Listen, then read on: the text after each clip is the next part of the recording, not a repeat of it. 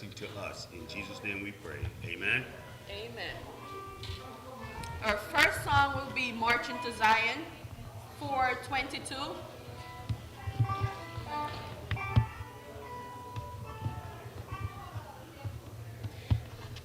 Come we that love the Lord, and let our joys be known. Join in a song with sweet accord. Join in a song with sweet accord.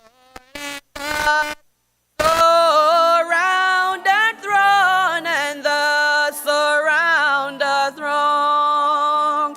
We're marching to Zion, beautiful, beautiful Zion. We're marching upwards to heavenly Zion, that beautiful city of God. Let those refuse to sing who never knew our God, but children of the heavenly King, but children of the heavenly King may speak their joys abroad, may speak their joys abroad.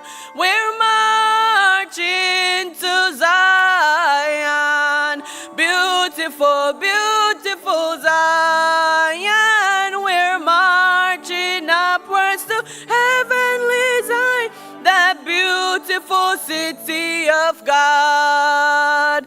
The hill of Zion yield 1,000 sacred sweet before we feel, before we reach the heavenly field. Our walk the golden streets, the walk the golden streets. We're marching to Zion, beautiful, beautiful Zion. We're marching upwards to the beautiful city of God. Then let our songs abound and every tears be dry. We're marching through Emmanuel's ground. We're marching through Emmanuel's ground to fairer worlds on high, to fairer worlds on high. We're marching to Zion, beautiful, beautiful Zion. We're marching upwards to the beautiful city of God. We're marching to Zion, beautiful, beautiful Zion. We're marching the beautiful city of God. Our next hymn will from the Advent youth sing, Heaven Came Down, and I'll start it. And Glory Fill My Soul. Oh, what a wonderful, wonderful day, day I will never forget. After the darkness away, Jesus my Savior I met. Oh, what a tender, compassionate friend. He met the need of my heart. Shadow displaying with joy, I am telling, He made all the darkness depart. Heaven came down and glory filled my soul. When at the cross cross, my Savior made me whole. My sins were washed away, and my night was turned to day. Heaven came down and glory filled my soul. Born of the Spirit with life from above, into God's family divine. Justified fully through Calvary's love. Oh, what a standing is mine. And the transaction so quickly was made, when at the sinner I came. Took off the offer of grace he did proffer. He saved me, oh, praise his name. Heaven came down and glory filled my soul. When at the cross my Savior made me whole. My sins were washed away, and my night was turned to day. Heaven came down and glory filled my soul. Now I've gone home that will surely endure after the passing of time. I have a builder in heaven for sure. There is those mansions sublime, and it's because of that wonderful day when at the cross I believe. Riches eternal and blessings supernal from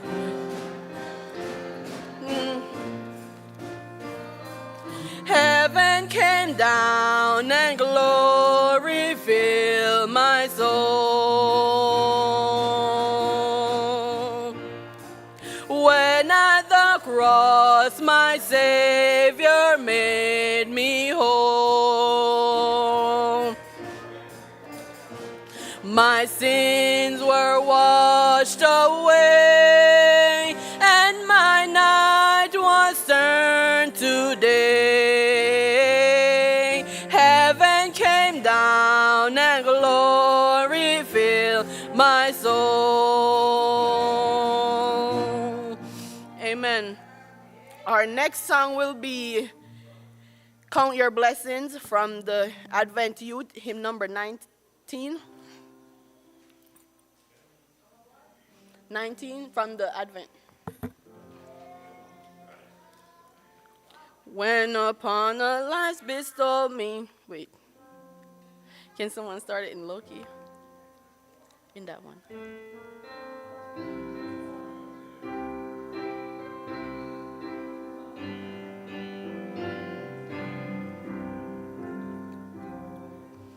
When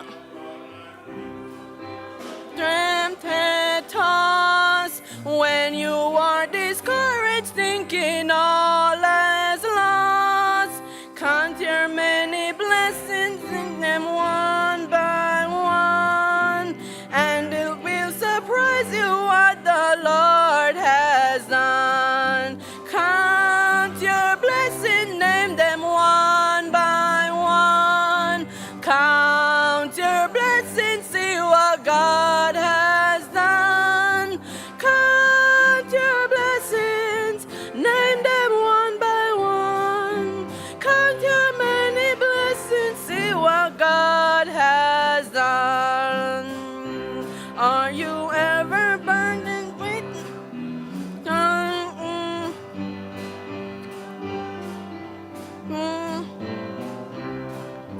Count your many blessings, every doubt will fly.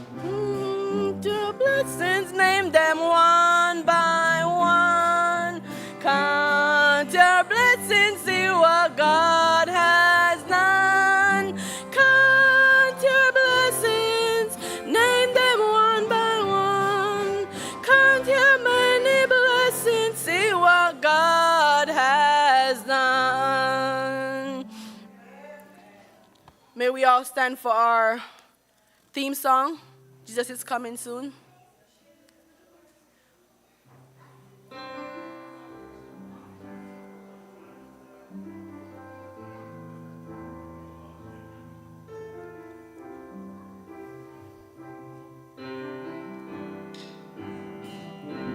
Troublesome times are here, filling men's hearts with fear.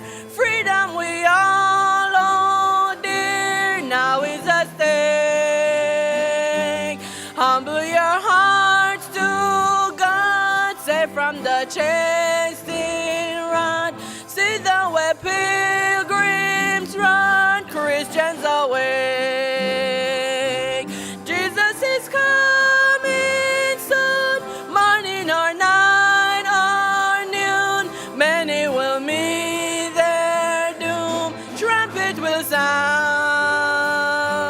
All of the dead shall rise, righteous meet in the sky, going where no one dies, heavenward bound. Love of so many call, losing their home of gold. This is God's word, this told, evil abound. When those that come to pass, it will come very fast. Trumpet will sound. Jesus is coming soon, morning or night or noon. Many will meet their doom, trumpet will sound.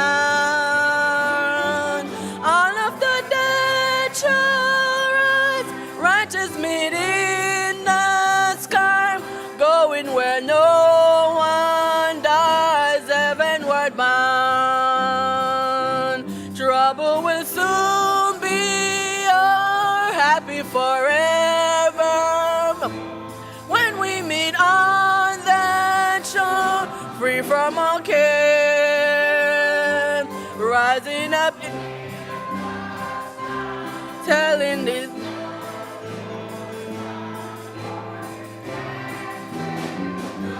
Glory to share.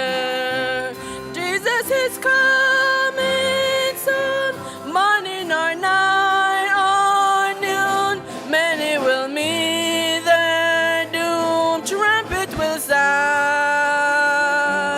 All of the dead shall rise, righteous meet in the sky, going where no one died, heavenward bound. It's coming soon, morning or night or noon. Many will meet their doom, trumpet will sound. All of the dead shall rise, righteous meet in the sky, going where no one died, heavenward bound. Amen. Now it's time for our aim, motto, and pledge.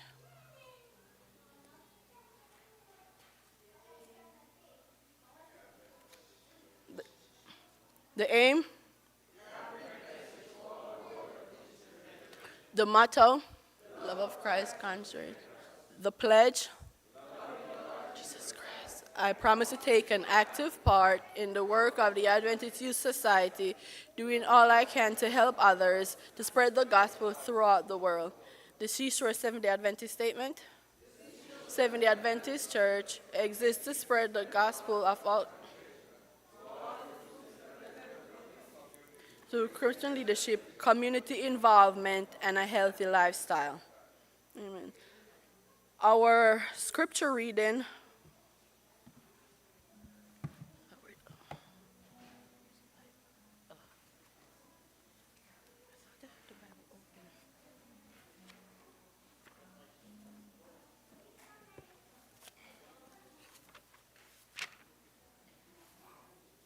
will be Psalms 96, verse 1 and 2. And it reads, Oh, sing unto the Lord a new song. Sing unto the Lord all the earth. Sing unto the Lord, bless his name, show forth his salvation from day to day. You all may be seated.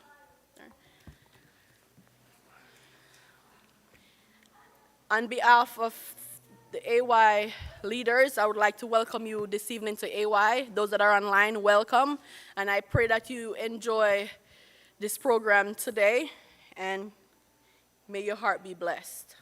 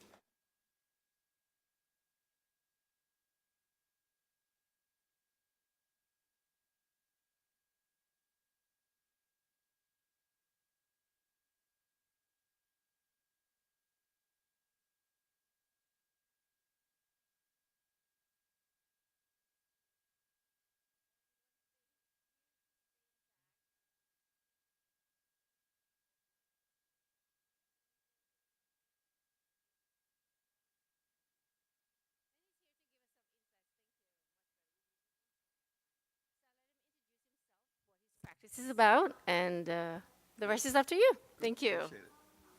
So, if you could do me a favor, make sure that everyone gets.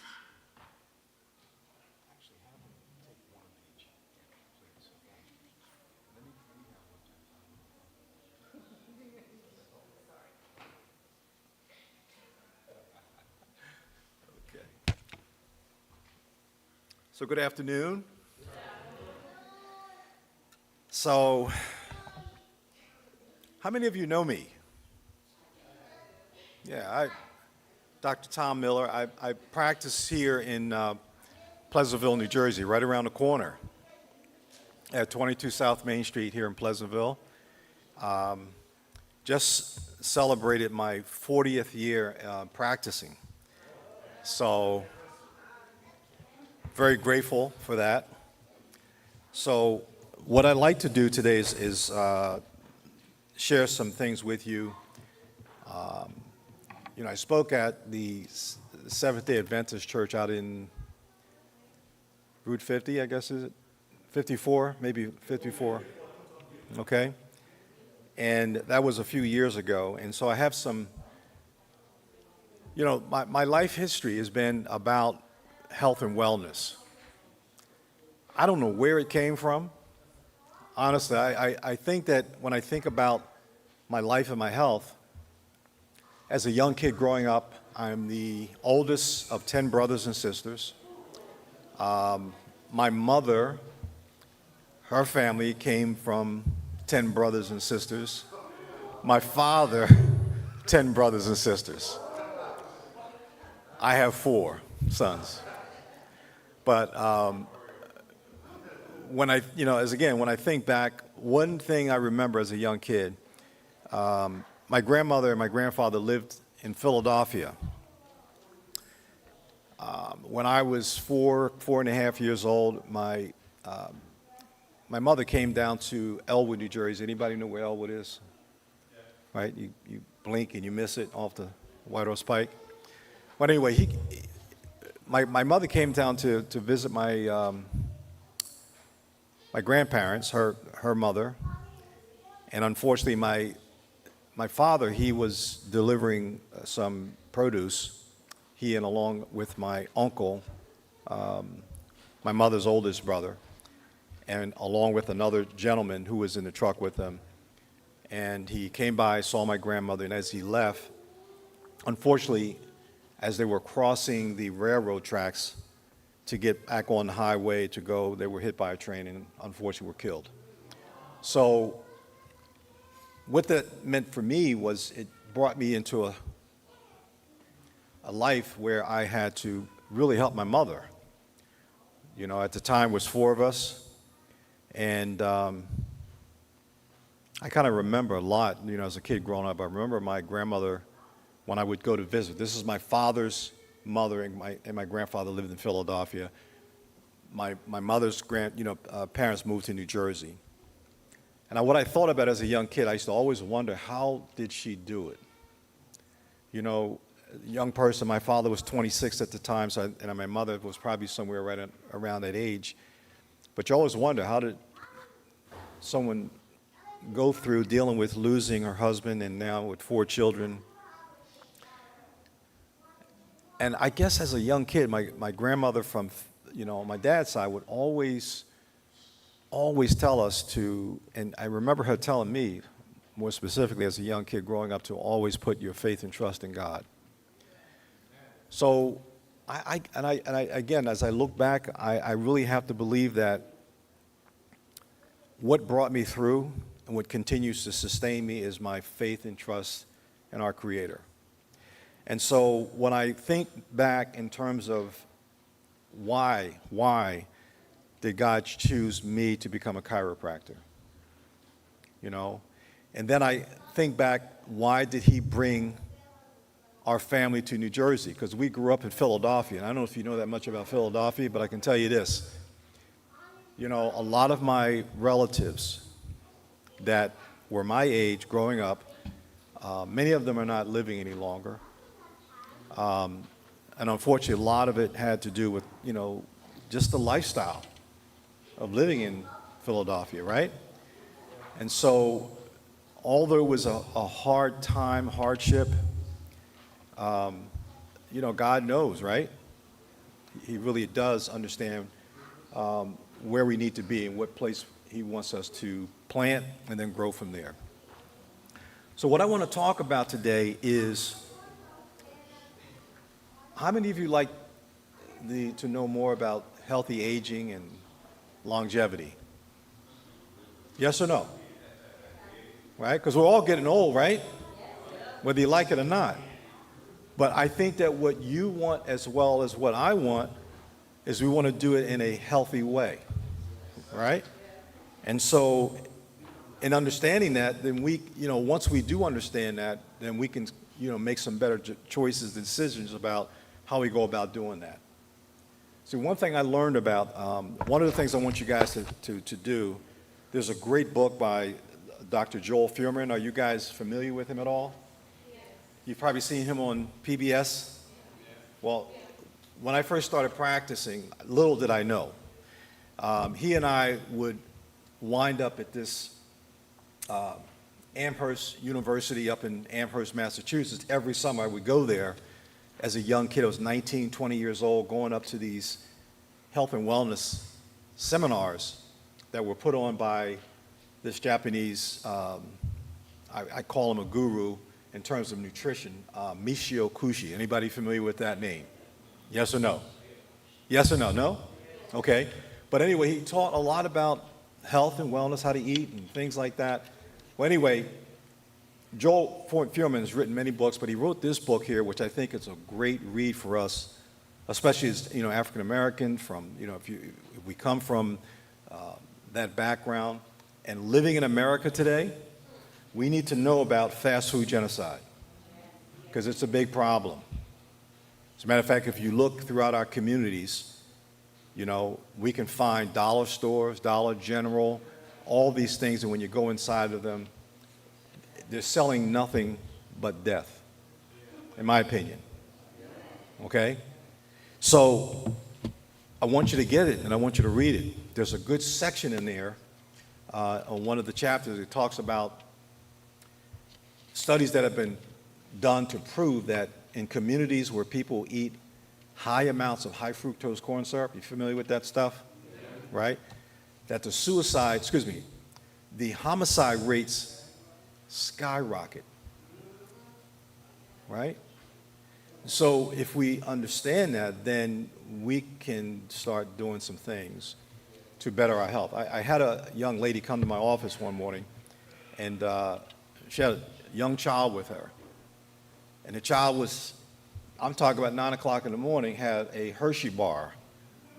And I just kindly pulled her to the side and I asked her, I said, why would you have your child eating that this early in the morning?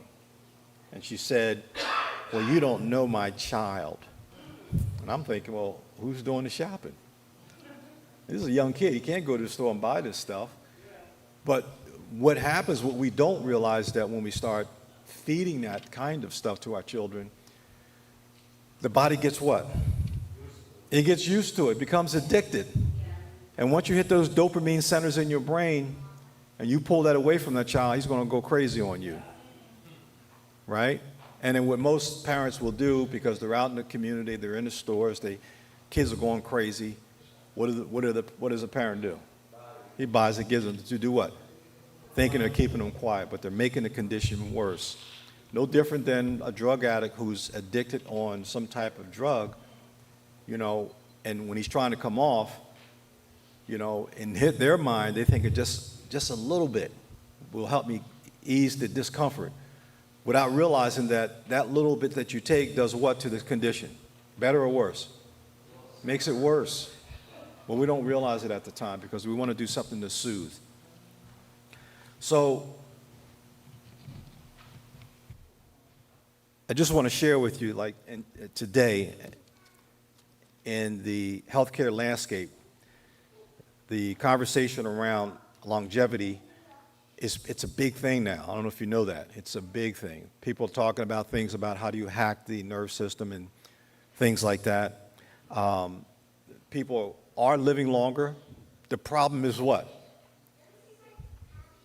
You're living longer, but what's happening? They're sicker, and they're coming down with what? Dementia and Alzheimer's. They don't even know who they are. They don't know their children, right? They're living longer, but they don't know what's going on. And the unfortunate problem with that is that if you're on Medicare or Medicaid, stuff like that, healthcare systems don't care about that because all they see you as is what? It's a dollar sign, man. Because I can tell you this, that, you know, a person who has Alzheimer's or dementia, they live a long time. They live a long time. And as long as that machine is still ticking on your Medicare, they could care less, right? And so we could start now by doing things to change that around. We have to start now. We can't wait. So I want to talk to you today about you, all of you, your families, understanding the role of chiropractic care in promoting vitality, healthy aging, and longevity. Does that sound like something you would like to hear? Yes? Come on, move with me. All right? I'm here because I tell you that I love what I do. You know, a lot of people keep asking, when are you going to retire? When are you going to retire? Right? And my thinking is, what am I going to retire to?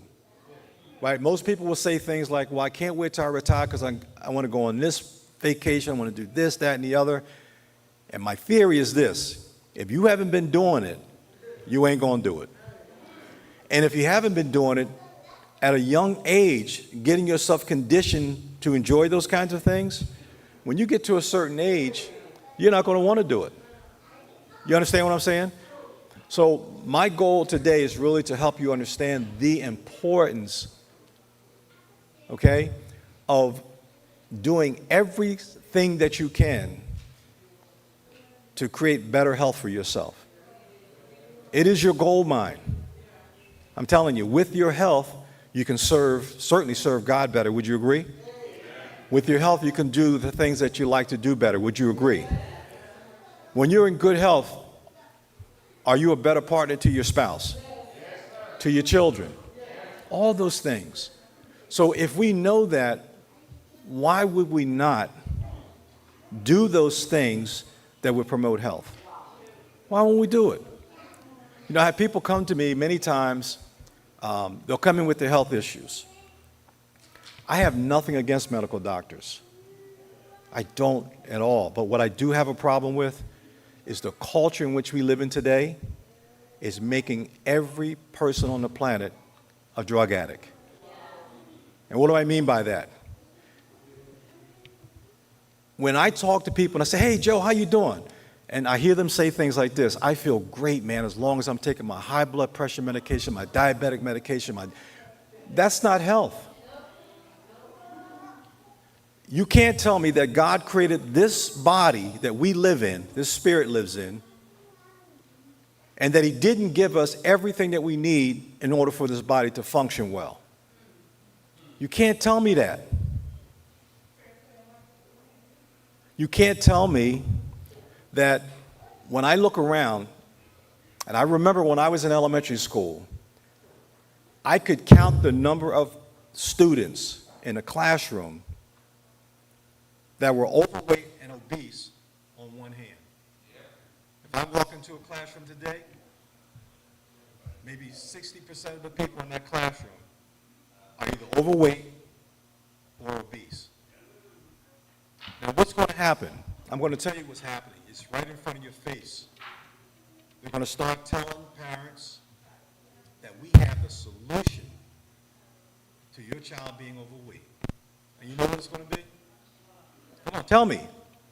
It's going to be some medicine. It's called Ozempic. They're doing it already.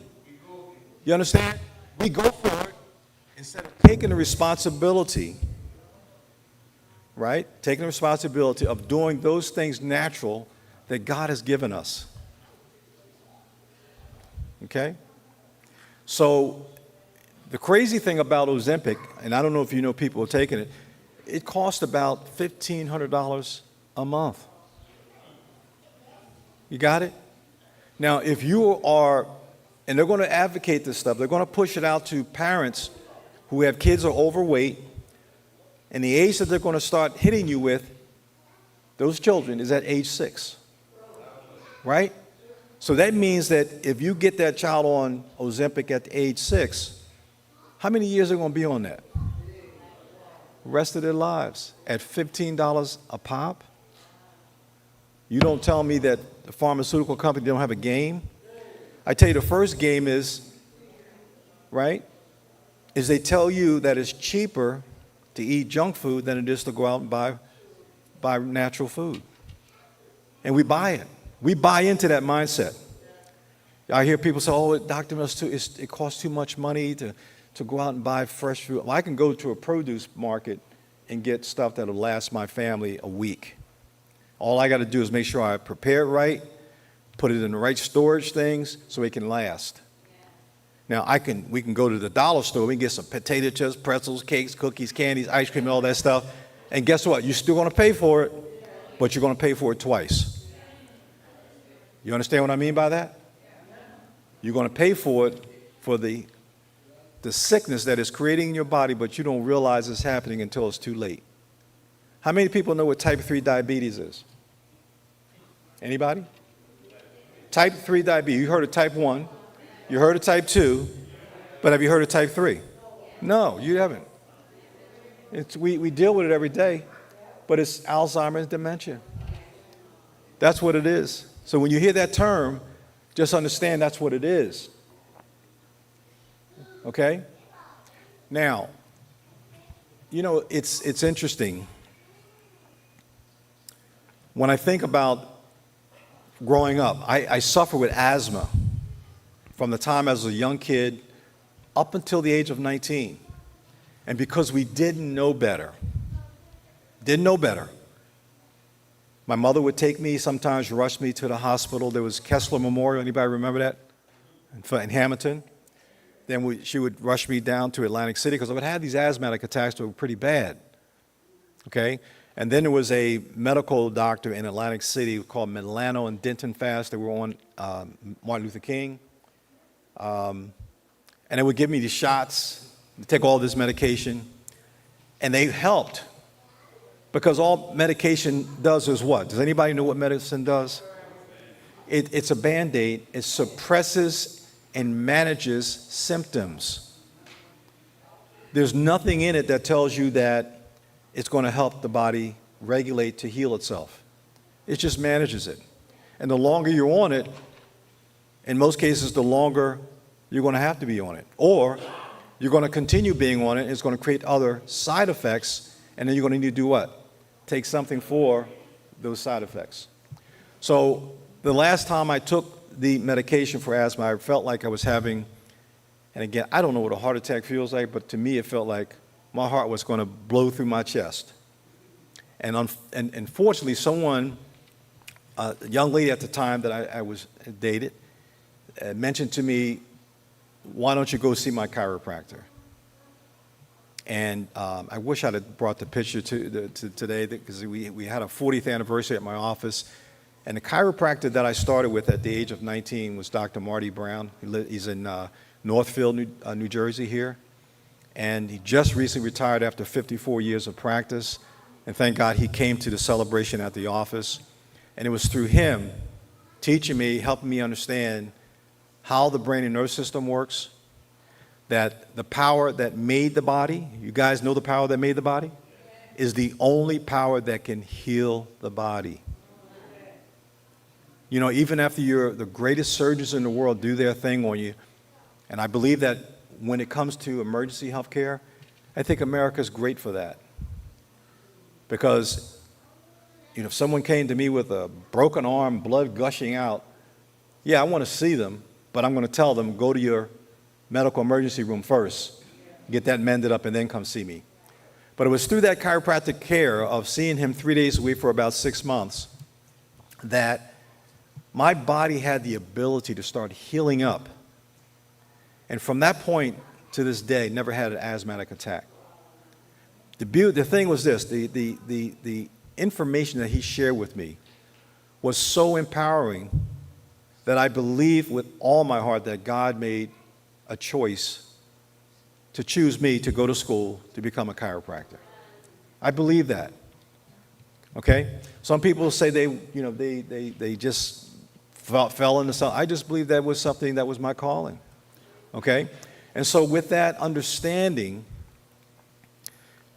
I was able to get, move after graduating from Chiropractic College in Atlanta, Georgia, moved back here, set up practice, and was able from that point on to start sharing this message to the community. Now, I got to tell you, it is hard, okay, for me as a man of color in this community.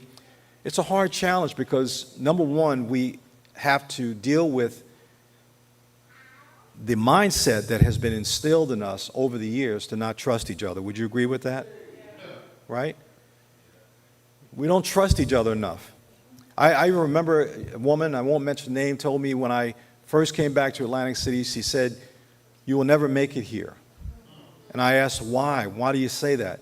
And her response was, because our people won't support you. Okay? And unfortunately, that's, to me, and I don't know if this is the forum to say this, but, we're coming up on Black History Month coming up in February. I really believe that we have to do something to start changing the mindset in our children. So if I am, I know we have people, African American people, but on the planet, the continent, right?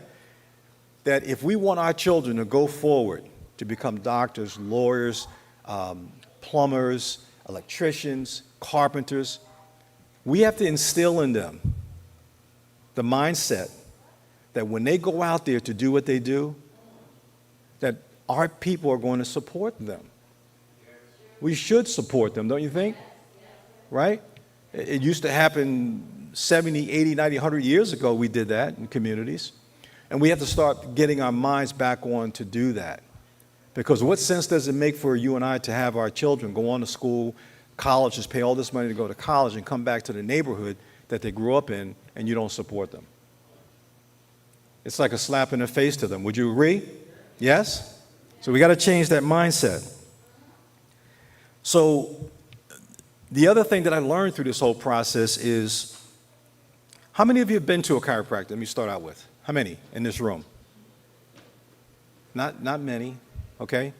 But it's something that you want to do. And I tell every person this, not because I'm a chiropractor, but I would implore each and every one of you to really consider going to a chiropractor to help you understand the importance of keeping your spine and nerve system properly aligned so that your bodies can function at its optimal levels.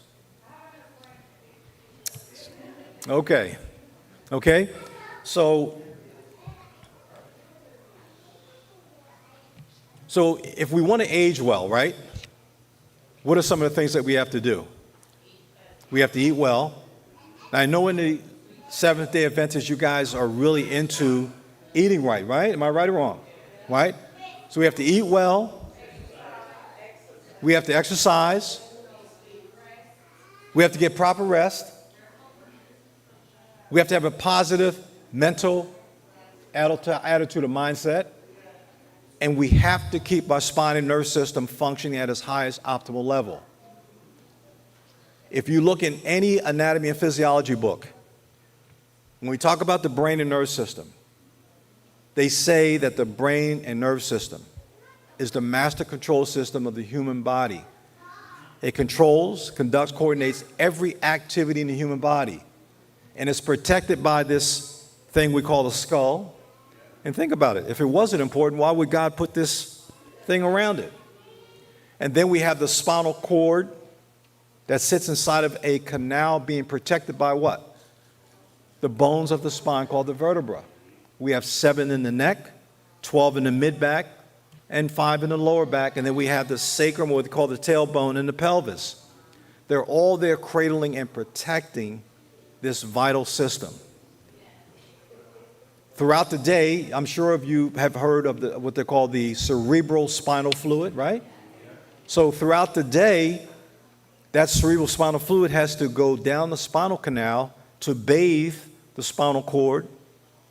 and then somehow it has to get back up into the cranium again. So what's happening? You know, in your skull you have these what they call sutures. There's little separations, right? So throughout the day, what happens? Your cranial bones, they squeeze. You don't feel it, but it's pushed in the cerebral spinal fluid down the spinal canal, and then a certain part of time, your tailbone, called the sacrum, it's going to pump and push the cerebral spinal fluid back up into the brain. Do you have to think about doing that?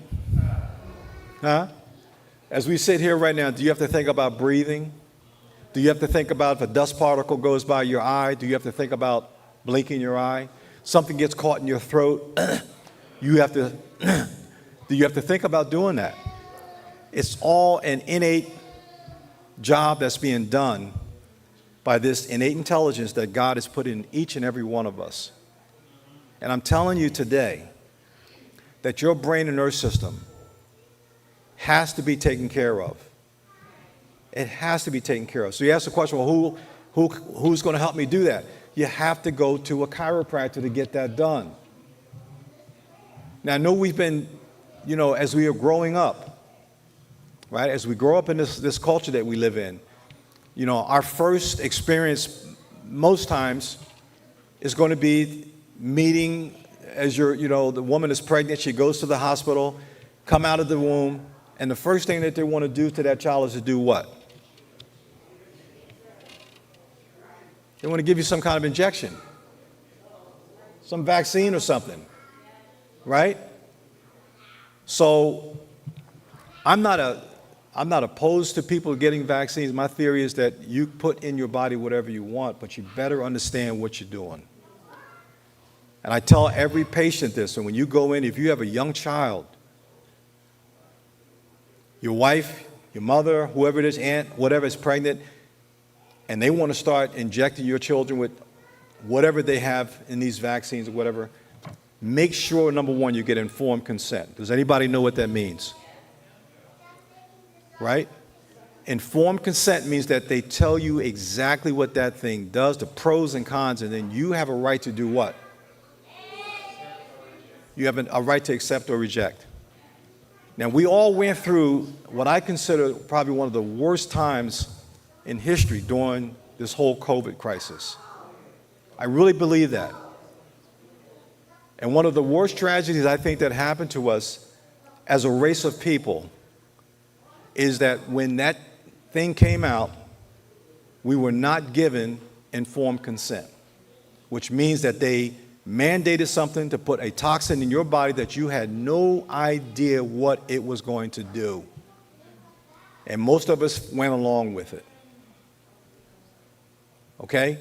Now, I say this to you because I want you, just even as I'm talking to you today, I don't want you to believe not one word that I say. I say that because I want you to go and do what? Do your research. I tell people you can go to the CDC's website, pull up any vaccine, all the vaccines that they have approved, and I promise you, when you read it, you're going to be shocked. You're going to be shocked. But you got to do your homework. I'm a firm believer, and I tell you this, I may be sometimes radical in my thought processes, but I know for myself, my children, my son, one's 31, one's 24, and we opted never to give our children any of those shots in their bodies because I have a firm belief that this God that I believe in has put everything in that body that it needs for that body to be healthy. And my children are very healthy without having to put that stuff in their system. And why? My theory was that if I could adjust my children from the time they were born and continue to adjust them into their adult years and maintain that mindset, that I believe that they're going to stay and be healthy for the rest of their lives. Now, that's my belief. And everyone else out here has a belief of their own. So, we have to understand that your brain and nervous system, as I said before, is a central pillar to your health and wellness. We have to believe that, and we have to understand it. But you're never going to believe that if you don't understand how your body works. You know, when we have children, they get a fever. What is the first thing that many parents do? Say it up. They give them something to take it down. So what is the purpose of having a fever? Your body heats up to kill off whatever's bothering the body. So we have to start asking questions. When certain things happen in the body, does that mean that the body's healthy or is it sick? So to give you a good example, you go to a restaurant, you eat something that doesn't set right with your stomach. You go home, your stomach starts acting up, you start throwing up or having diarrhea. Does that mean you're sick? It doesn't mean that you're sick. It means that your body is performing and doing what it was designed and programmed to do with toxic stuff in the body. Right? So once we understand that, then we can start really understanding more about what we can do to bring about healing in our lives and in our bodies. Okay? One other important thing that I always stress to my patients is the importance and value of drinking water. Right? Now, in the years that I've been in practice, one of the things I will always hear patients say to me, it says, Dr. Miller, I don't like water. And I said, why don't you like it? And they'll say things, oh, I don't like the way that it tastes. And I think that we typically say that because I remember as a young child when I was responsible for preparing Kool-Aid, you know, for my brothers and sisters, I would put it together and I would dump what in it? Plenty of sugar.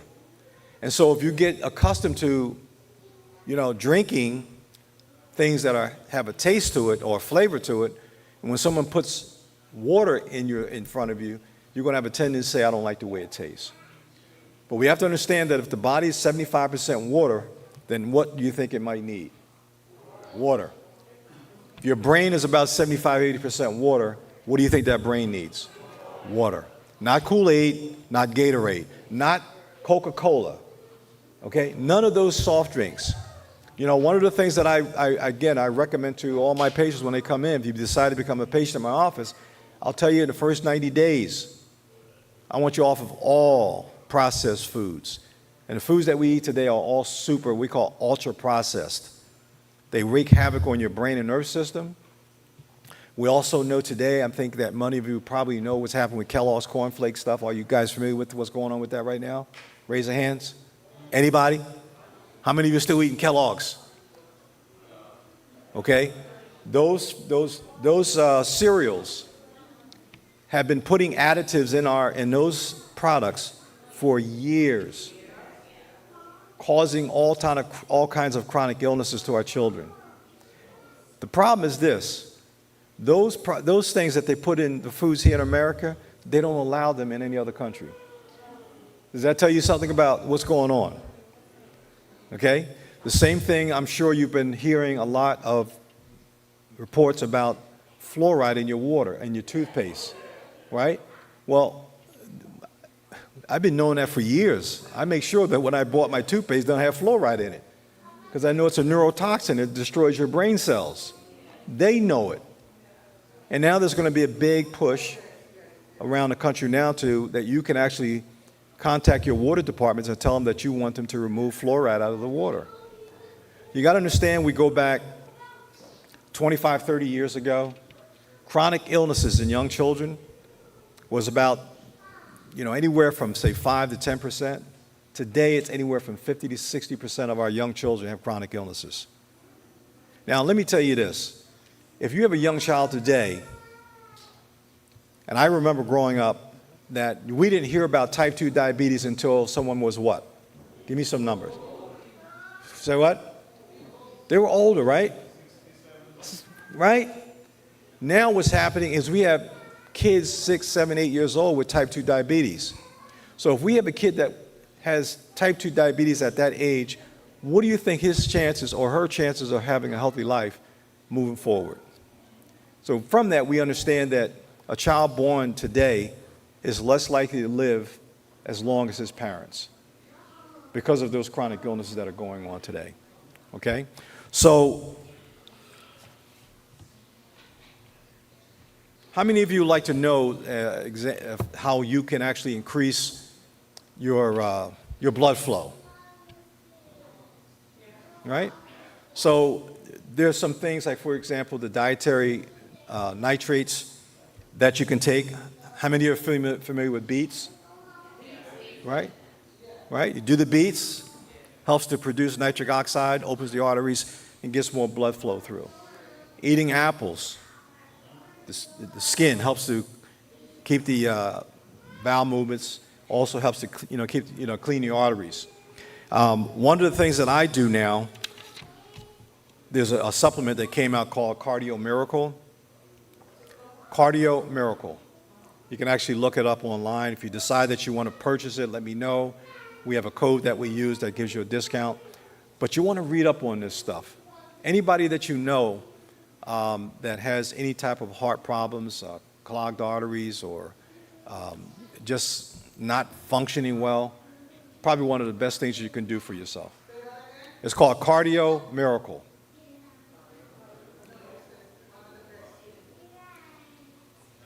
It's one of the best health nutrients supplements that you can really use today for your body.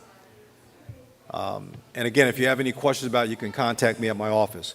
So, if you take a look at the brochures that I gave you,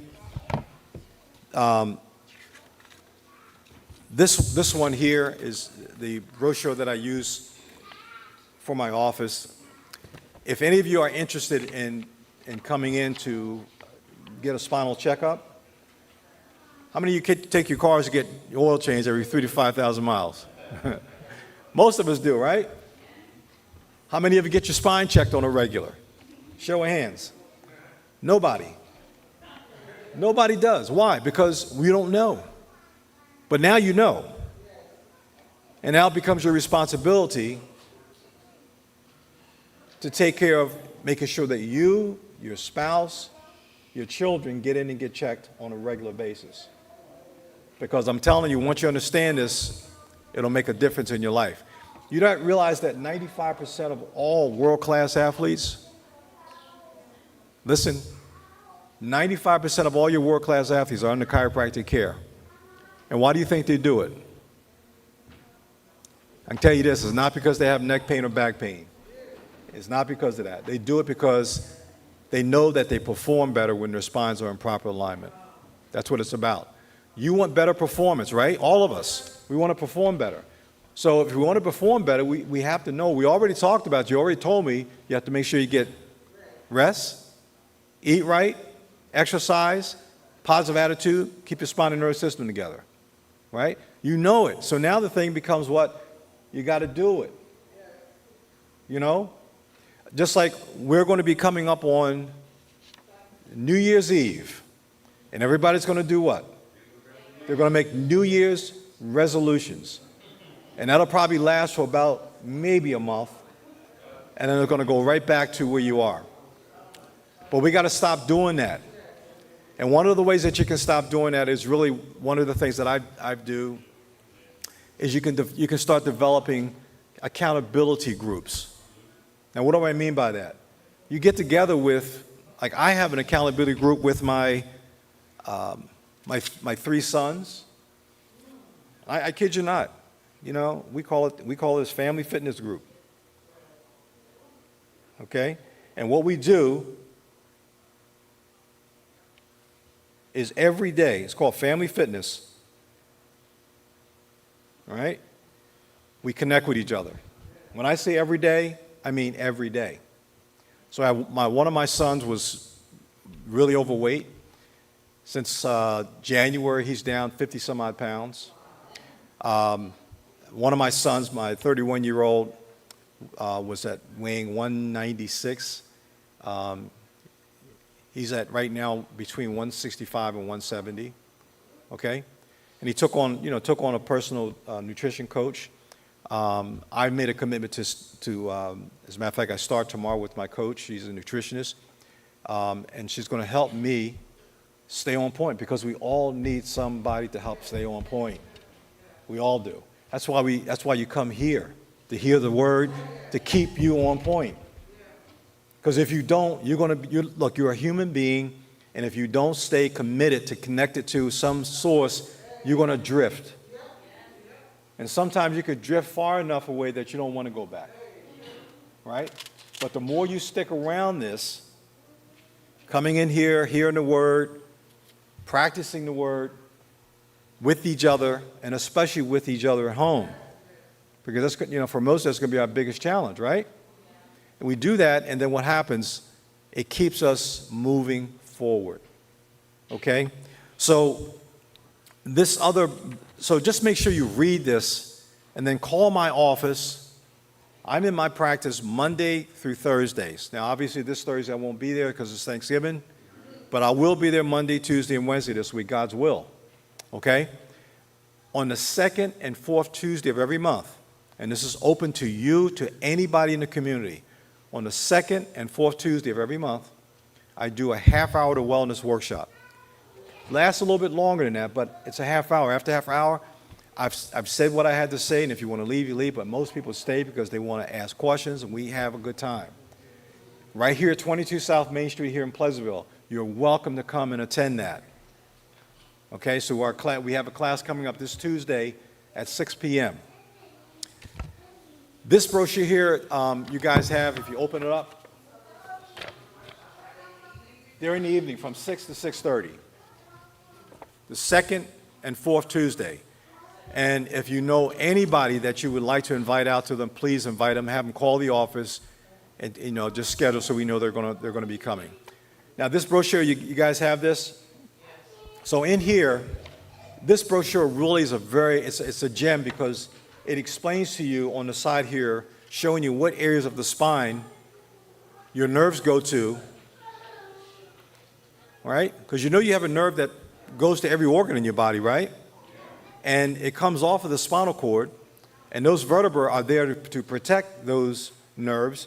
And if any one of those nerves goes out of alignment, it can create some tension to that nerve and can cause that organ or system to start to malfunction.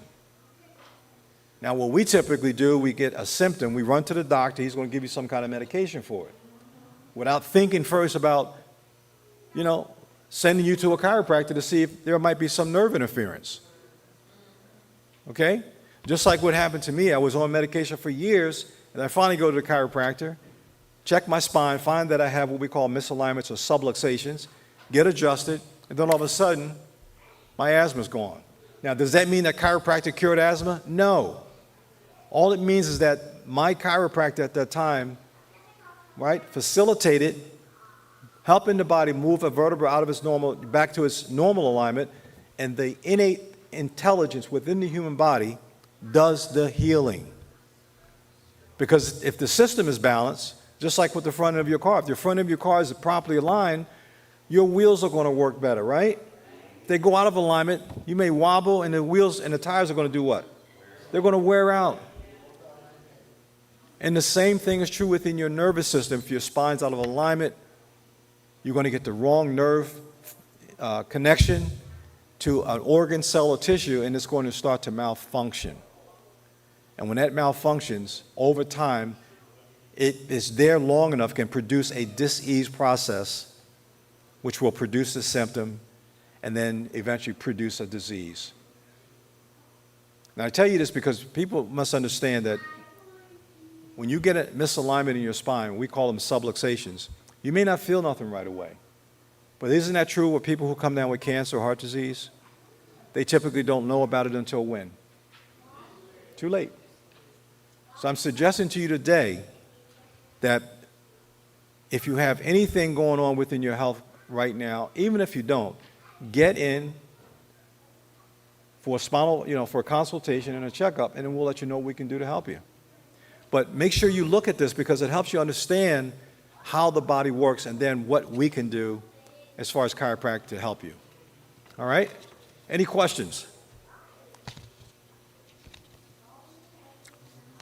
Yes. One, two.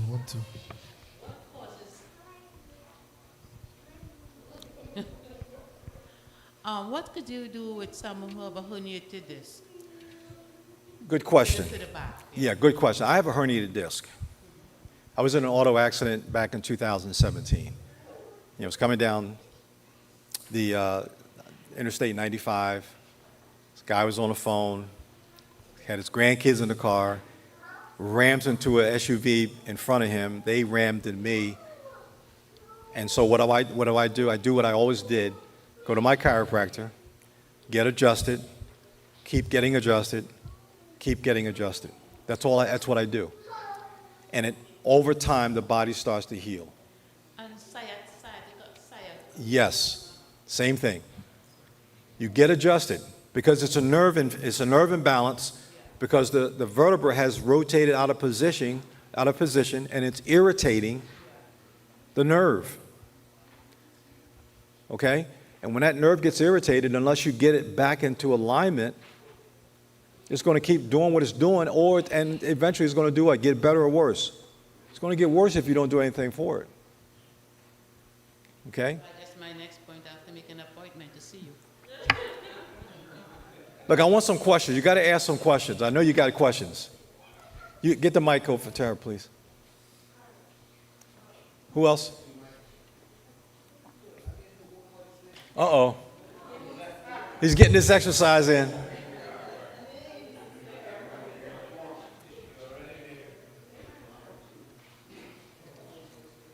From sometime this year. Mic check.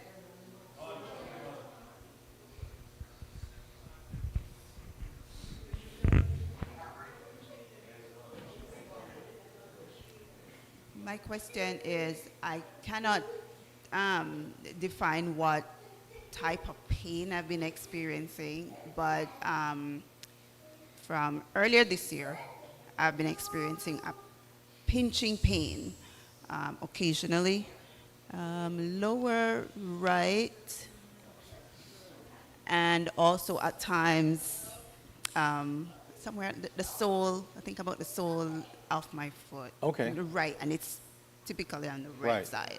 So you're getting some radiating pain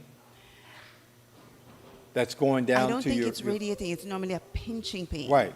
Yeah, okay. Right. So there's a nerve connection, Okay. right? You're saying it's in your lower back, and then you feel something in your bottom of your feet. So if we track that, we can actually track that from the bottom of your feet all the way back up to the base of your spine, or the sacrum area, lumbosacral region, and 9 times out of 10, that's where your problem's coming from. Okay. And so, again, by getting adjusted, bringing that in alignment, your body's going to get better. Now, we have to understand, look, the thing this is so important for us to understand is this. There are 3 types of stress. Actually, there are 4 stressors that are impacting our lives today. Okay? You have mental and emotional stress. Does anybody know anything about mental and emotional stress? We all do. There's physical stress. Do we know about that? Chemical stressors. We know about that. Pollutants in the environment. The 4th one that's impacting us more than ever is frequencies. Now, you understand what I mean by that? This here. Frequencies that are coming off of this, off your TVs, off of the cell towers, the Bluetooth. All those things are impacting human health today. You know, in some states, I think in California, when parents buy their children's phones, they have to have the phone companies have to give them informed consent about if a child, they have to be mindful if they bring that phone up to the ear, it can cause what? Cancer. You understand? So we have to understand all that. So what does that tell you? We are all encountering stress. What causes the spine to go out of alignment? Stress. And that's why we make sure that, and I tell all when you come to see me, it's not coming to me one time and thinking that's it. You get adjusted, you feel better. That's not the solution. The solution is maintaining that for the duration of your life. I'm 71. I've been under chiropractic care since I was 19. And I kid you not, I go to my chiropractor every single week, sometimes 2 days, sometimes 3 days a week. I practice what I preach. I go to the gym 5-6 days a week. I do my absolute best to eat right, and that's why, you know, I have a nutrition I'm working with starting tomorrow. You understand? So the things that I will tell you to do, I'm living it. What kind of sense would it make for you to come to my office and I got spaghetti all on my shirt, smoke stains on my lips and my fingers? That doesn't hit it for me. I want to be able to live a lifestyle that you would want to live. And I want to practice what I'm telling you to do.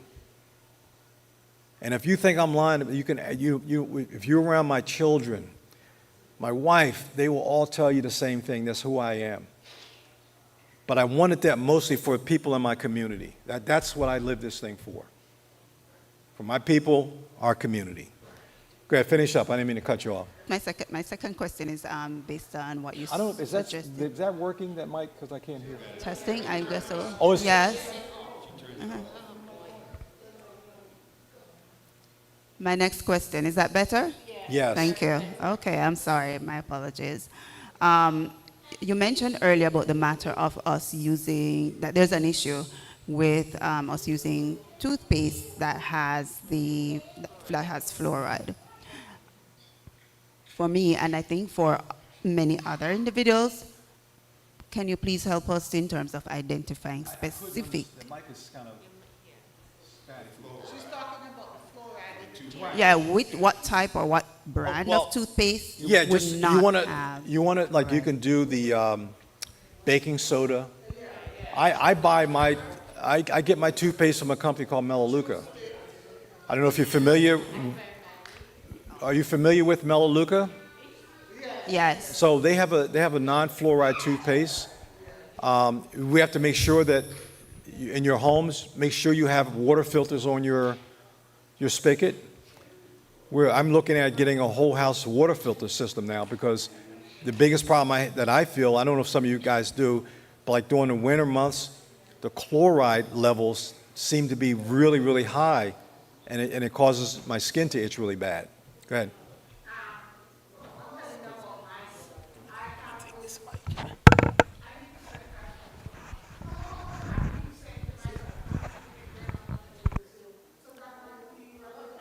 So, can I tell you something? No. I have somebody, look, I have someone I'm taking care of right now is twice as big as you are. That's in my head. So I don't No, that's it. Don't worry about that. Yeah, that's not a problem. Not a problem. The biggest problem that we have with patients is men. Men are the most difficult. Why? No, I'm being honest. Because we don't take care of our health. We don't think we need to take care of our health. Most of the men that will tend to come to me is their wives have kicked them into my office. Right? Someone had a question in the back?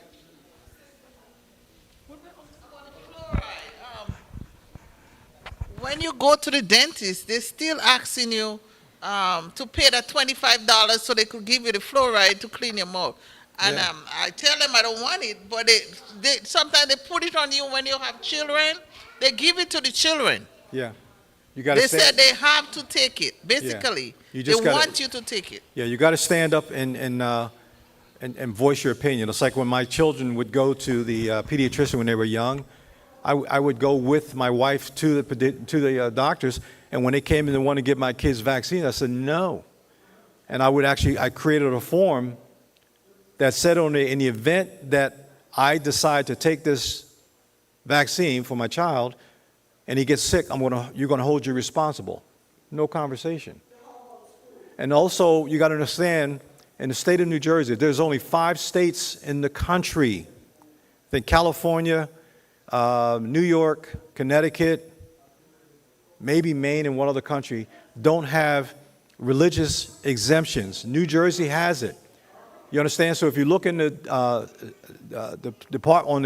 website of the Department of Health, it has in there the regulation that you have a right not to put that stuff into your children. But most people don't know it. Most of the people that work at your schools don't know it. It's all crap. Excuse the language, but it's all garbage. You're following the law. You understand? It's in the law. So you're not breaking the law. You have to learn about it so you protect yourself. You know, people tell me all that they would say things. Well, don't you? You know, as black people, you can't use the Tuskegee Project experiment. Why not? They did that deliberately. You all familiar with the Tuskegee Project, right?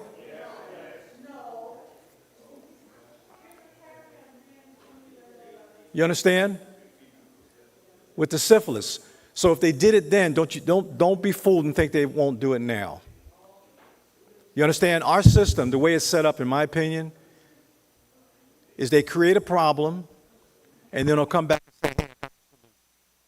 And it's all designed to keep you and me constantly focused on in a system that's constantly giving you medication for the rest of your life. I don't know about you, man, but I just can't see. How are you going to tell me say no to drugs? And everywhere you go, like now we got this whole thing with telemedicine. What is it? To me, it's just nothing but you call up, hey, doc, I got da-da-da. Boom, you got a prescription. And they got 5 minutes to work with you, and you'll go, that's it. If you don't see that, then you're blind. You're like Stevie Wonder. Go ahead. Someone in the back, right behind you. This question is from one of our participants on YouTube. She's asking how to recover from drop foot. From what? Drop foot. Drop foot? Yeah, so it depends. With that type of problem, I would always recommend to get her spine checked. And if in some case,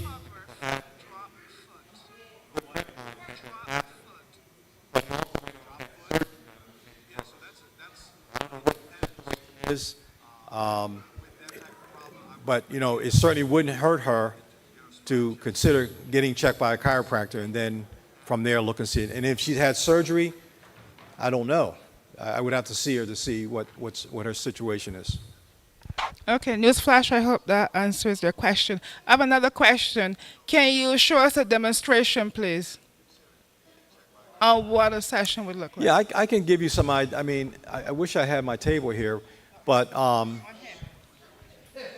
let me just. I can show you what I do. Say, who here wouldn't mind coming up?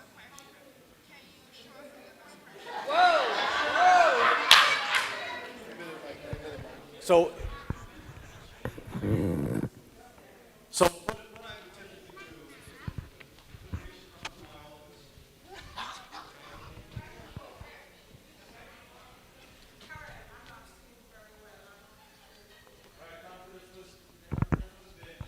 what do you want me to do? Oh, somebody else? Can you hear me on this? So what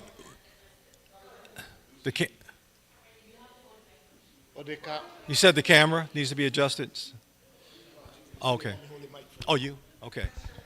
So typically what we would do when a patient comes in, obviously he'd be lying down on some situation, but most often what we do is, number one, for example, I would have a patient stand. We have what we call a bilateral scale. We'd have him stand on the scale, looking straight ahead, and what I would identify is this. So I look at him. I can see he's got a head tilt to the right. He's got a rotated head to the left. His chin would be rotated. Left shoulder is high on the right side, on the left side. His hip is out of alignment. And so what I do is I tie all of that back to the spine, because your posture is a window to your nervous system. And once I can identify that, then I know he's got a problem going on. Then I would have him on the scale.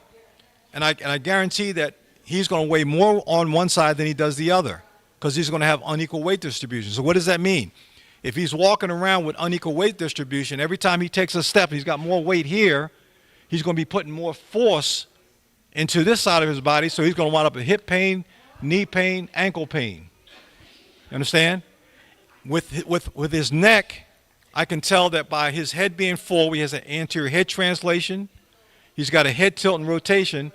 His vagus nerve, which is sitting up here, vagus nerve comes down, goes to his heart, lung, his stomach, okay, his gallbladder, pancreas, small and large intestines. So he's going to have all those issues going on. But with typical American person is going to do, go to the doctor, tell him the complaints, and I'm going to give you this, that, and the other, see you. Or he's going to put you on some kind of cholesterol medication and have you get your liver checked every 3 to 4 months to see if your liver enzymes are right, knowing that that stuff is destroying your liver. Okay?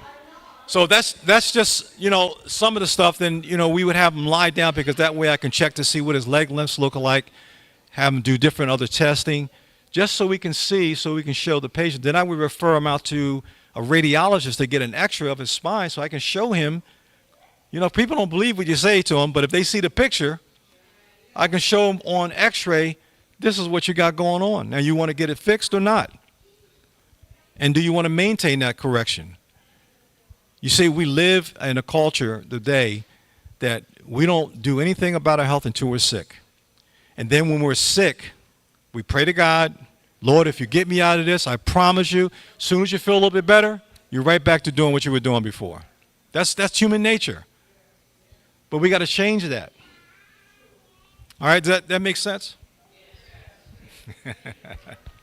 Appreciate it, man. Thank you. Any other questions?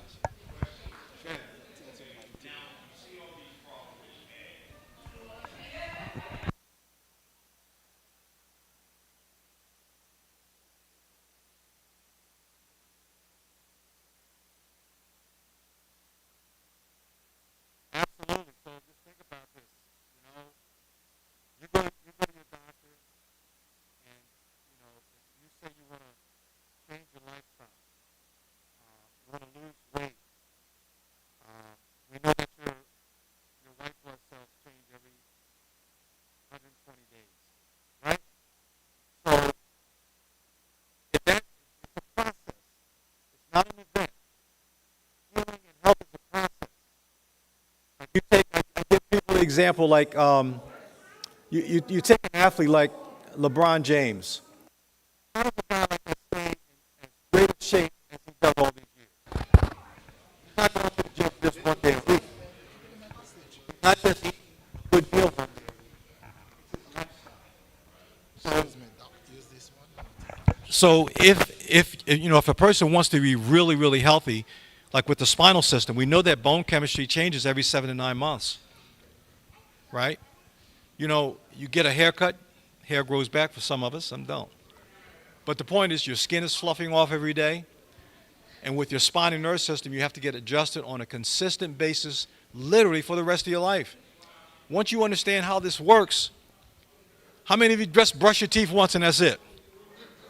How many, if you went to your dentist, he says, you got to brush your teeth every day, you're going to get mad at him and says, you mean I got to brush my teeth every day? No, you don't. But if you want to keep your teeth, then you'll do that. You understand? So, yes, it's not a one-time thing. It's an ongoing process. And I let my patients know up front, man, if you want me to help you, you got to be willing to stick around for. Listen, I got a guy right now has been coming to me, he won't mind me saying his name, Frank DeViso. Been coming to me close to 40 years. Just celebrated in October his 95th birthday. And if you saw him, you would want him to be one of your mentors. But he advocates getting adjusted, eating right, still works, still golfs, still fishes. So, you know, what I teach my patients is as you get older, and I don't mean to use that word, as we age and mature, you have to do more, not less. You got to do more, not less, because gravity is working against you every second of the day. You see people walking around, and when they start out, they're upright. Then you see their heads go forward. Then they go forward. They're on a cane, walker, and in a wheelchair. And that's all coming from gravitational forces and not keeping your spine in proper alignment and not keeping your body strong. And I tell you that one of the best things you can do for strength is getting to a gym and working out 5-6 days a week. You got to do it. You got to do it. If you want to stay healthy, you got to do it. I have a question. How do you determine the firmness or softness of your pillow? Because sometimes when I get up in the morning, my neck is hurting. That's a good question for you. I've tried so many pillows and stuff, and I have, like, honestly, probably 3 pillows for my bed.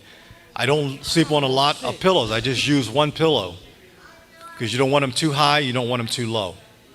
But you got to find the right one for yourself. And we have them at our office that people tend to like.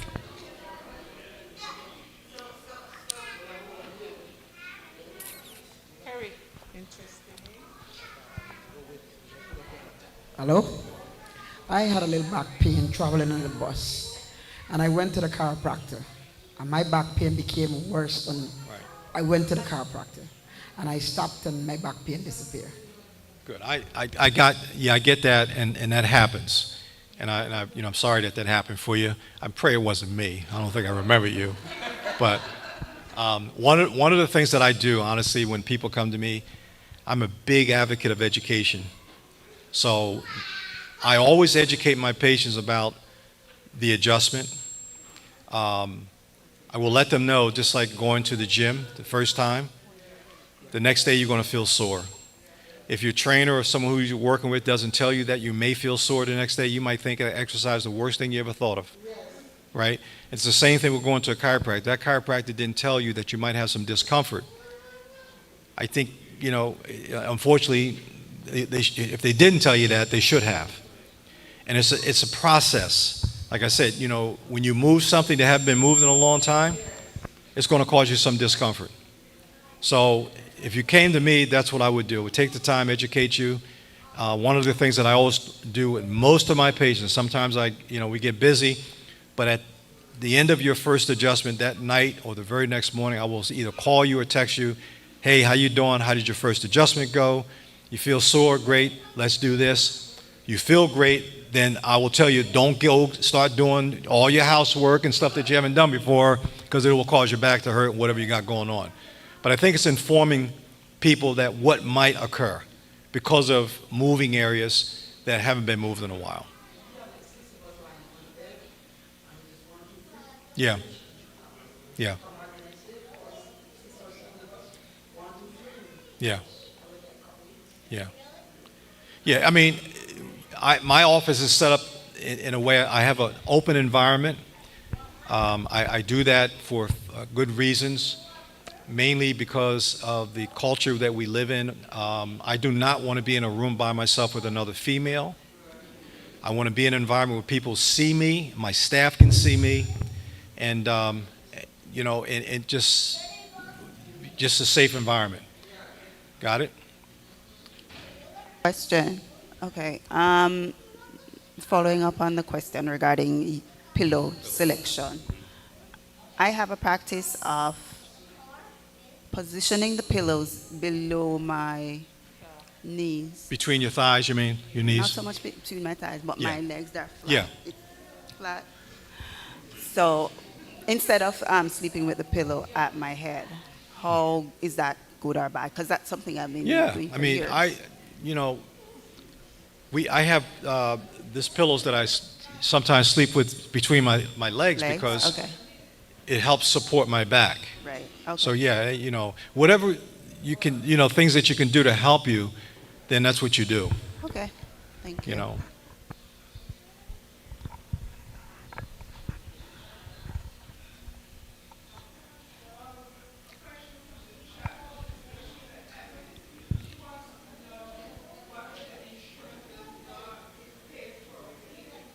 Got it. So what we do is this. If you have insurance, they cover your chiropractic care, then we bill for that. If they don't, we set up a cash plan for you. We do that. I tell people, a lot of people will say things like, well, I would come, but my insurance doesn't cover it. And I'm thinking, well, when you go to McDonald's, do you pull out an insurance card? When you go to the dollar store, do you pull out an insurance? No. Your health is your responsibility. And you got to do things to take care of it. Okay, I didn't go to the gym. I don't go to the gym, but I walked out of my house. I got like 250 pounds in the backyard that I lift. So I went to the doctor and he said to me, you need to lose weight. So I was like, I was weighing at the time probably like 230, weighing 2x. So I went back home and, go at it a little harder. So I went back like a couple of years after, I went down to 215, 210, and they tell me I still need to lose weight. So I stopped lift and I started doing cardio. Okay. But my shoulders and my, start getting more big, some of my shoulders getting tight. So I want to know if I should still lift or do more cardio. For me, I think it's important to do both, cardio and weight training. Is that what you asked in the question? Right?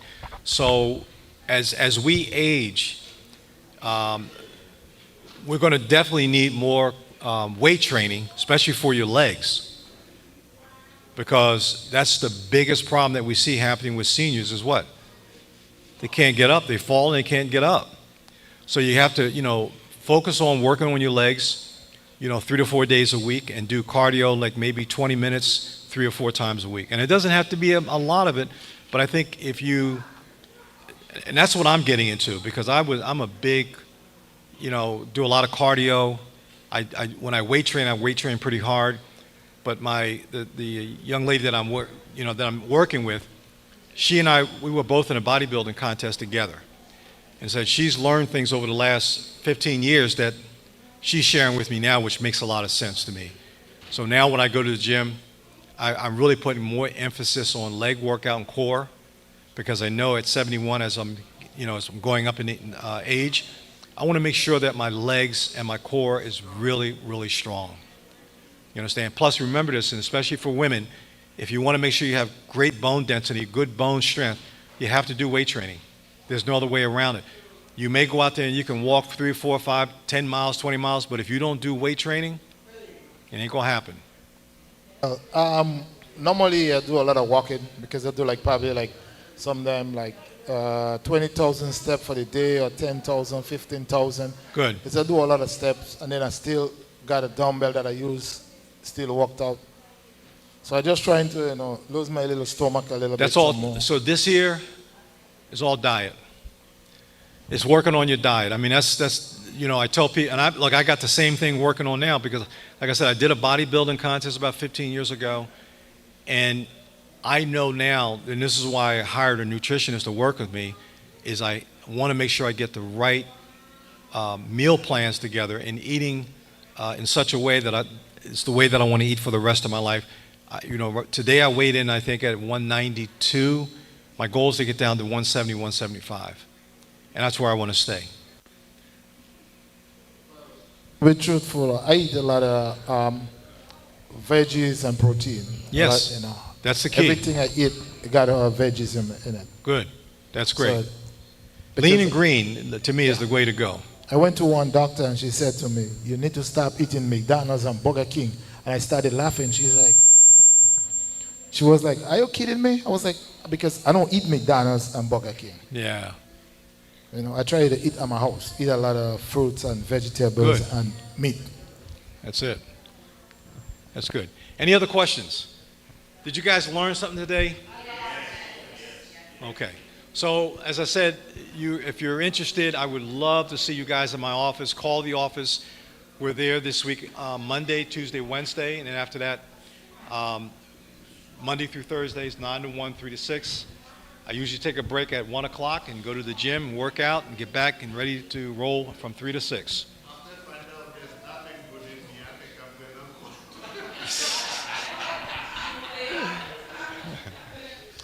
Listen, thank you so much for inviting me out, and God bless you, and enjoy the rest of your week, and enjoy the holiday.